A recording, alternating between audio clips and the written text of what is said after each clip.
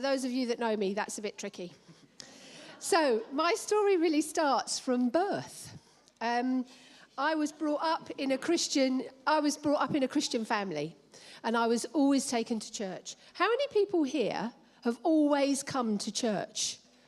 Have always come to church? You just always come to church? Yeah. So, when I was about 10, my parents took us on a Christian holiday camp where we camped in a field and we went to meetings. And during one of those meetings, the children's ministry team talked to us about the Holy Spirit and about Jesus, and said if anyone wants to come and get filled with the Holy Spirit and speak in tongues, come up. And so I went up. And I got filled with the Holy Spirit and I started to speak in tongues. And for me, I sort of feel like that was the first time that I personally made a response to Jesus and having him involved in my life. At the same sort of time as that, I was struggling in primary school. I couldn't read and spell, and the teachers all kept telling my mum that I was lazy.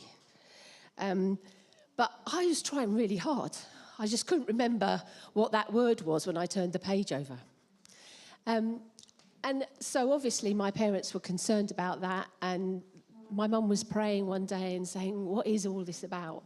And she happened to be listening to a radio show that started to talk about dyslexia and what dyslexia was. And she thought, cool, that sounds like Debbie. So to cut a very long story short, I was tested and I received support for about 5 years while I was in secondary school. And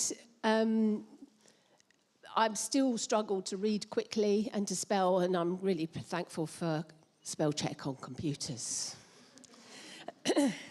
And when I was 15, I was coming to do my GCSEs, and so my school got the educational psychologist to come and see me, and I did all the tests and everything. And he said to my mum, I've never really met anybody of this age with this disability still in mainstream school. And I think that was completely to do with the fact that I'd come to a place of understanding that Jesus loved me, even with my disability. I remember sort of asking him about that. And I was reading Psalm 139, and it says, For you created my innermost being. You knit me together in my mother's womb. I praise you because I am fearfully and wonderfully made. Your works are wonderful, and I know them full well. And as I read that verse, it just settled in my heart that God knew all about me. He knew me from when I was being created, and I wasn't a mistake. And knowing that and absorbing that and having Jesus living in my life each day, I think that's what made the difference and what continues to make the difference 44 years later, knowing God.